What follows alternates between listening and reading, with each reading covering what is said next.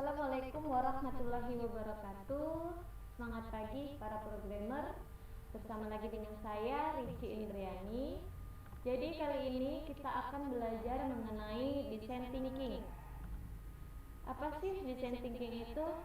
Jadi design thinking ini adalah metode atau pendekatan yang digunakan untuk pemecahan masalah secara praktis dan kreatif dengan fokus utamanya itu ke si user ya atau pengguna. Jadi dalam pemecahan masalah, tim itu akan berusaha memahami apa kebutuhan user atau penggunanya dan menghasilkan solusi yang paling efektif untuk memenuhi kebutuhan tersebut.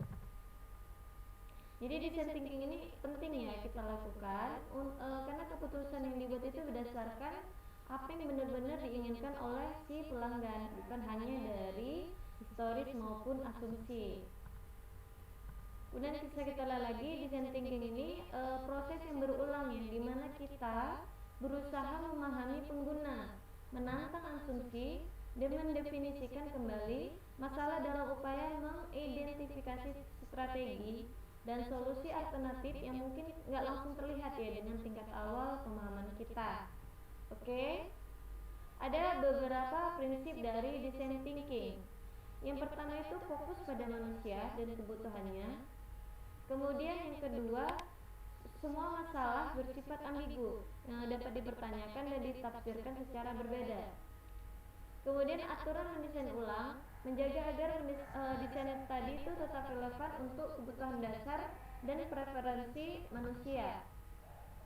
Yang keempat itu aturan tangibility, desain dibuat nyata sehingga mudah dipahami dan tidak menghambat komunikasi dalam tim desainernya. Oke, ini dirangkum dari Thierry Fondry ya, tuh ya.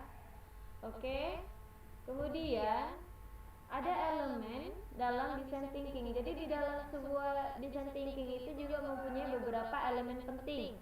Di antaranya sebagai berikut. Yang pertama itu iteratif. Jadi ini merupakan proses desain yang dilakukan secara berulang-ulang untuk melakukan tahapan improvisasi. Jadi sehingga kita mampu menghasilkan produk atau aplikasi yang optimal. Yang kedua itu ada hands on. Jadi dalam sebuah proses desain tentu membutuhkan tahapan percobaan langsung ya melalui tim desainer untuk menyusun pembuatan teori atau gambaran awal sebelum masuk pada pengembangan prototype. Yang ketiga itu ada people centered. Jadi ini menekankan bahwa dalam metode tersebut berfokus pada suatu tindakan yang berpusat pada apa yang dibutuhkan oleh penggunanya. Yang keempat ini ada highly kreatif. Jadi metode ini bersifat fleksibel ya, di mana setiap tim dapat berpikir secara kreatif, nggak perlu ya pemikiran atau peraturan yang bersifat mengikat seperti itu. Ada 5 tahapan dalam design thinking. Yang pertama ini kita lihat ada empathize ya. Ini empati ya, empati dari pada pengguna kita, pada penggunanya. Kemudian ada define. Define ini mendefinisikan masalah. Ada ide atau kita harus menghasilkan ide solutif. Kemudian yang keempat ada prototype. Jadi kita nanti bakalan membuat prototype. Kemudian tes itu pengujiannya seperti itu ya. Ini 5 tahapannya, harus diingat. Kita kulik yang pertama tadi empathize atau empati dengan pengguna. Jadi pada tahapan ini kita harus mengenal dan memahami keinginan, kebutuhan serta apa tujuan si penggunanya ketika menggunakan sebuah produk supaya apa kita bisa menghasilkan tindakan yang tepat seperti itu. Kemudian empati ini sangat penting ya untuk proses desain yang berpusat pada manusia seperti design thinking. Dan empati memungkinkan pemikir desain untuk mengesampingkan asumsi mereka sendiri tentang dunia. Jadi supaya apa? Untuk mendapatkan wawasan tentang pengguna dan kebutuhan mereka sendiri. Jadi cara yang bisa dilakukan pada tahap empathize, yang pertama itu kita berkonsultasi dengan para ahli di bidang yang sesuai dengan produk yang dikembangkannya untuk memperoleh insight dari mereka. Kemudian kita berdiskusi dengan desainer lain, boleh ya. Kemudian melakukan interview atau terlibat secara lebih personal untuk mendapat pemahaman yang lebih baik dari point of view penggunanya. Oke, yang kedua kita masuk ke define. Itu maksudnya itu mendefinisikan masalahnya.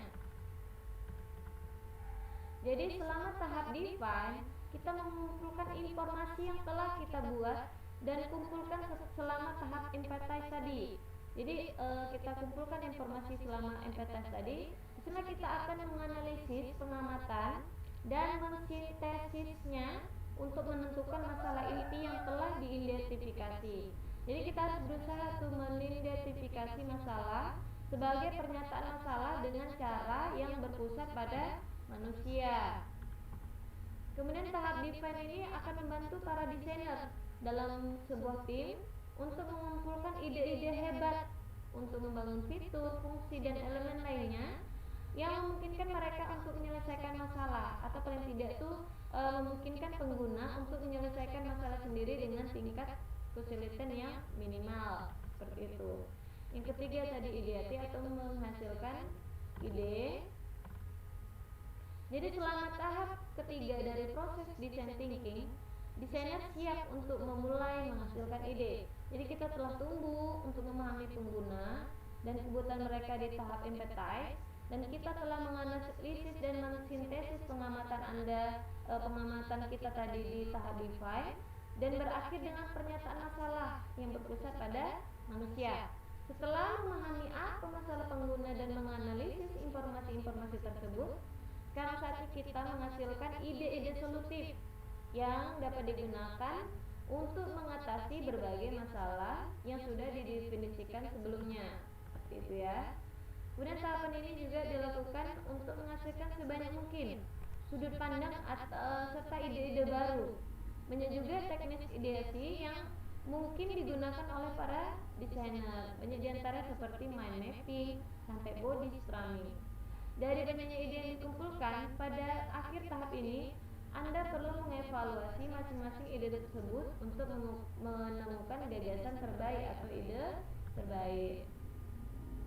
Jadi ada ratusan teknik ide seperti brainstorm, brainwave, possible ID, dan scramper.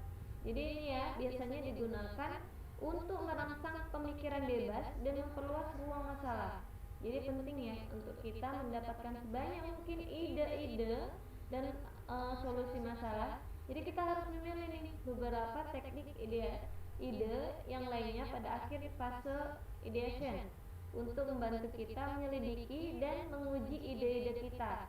Jadi sehingga kita dapat menemukan cara terbaik untuk memecahkan masalah atau menyediakan elemen-elemen yang diperlukan untuk menghindarinya, seperti itu.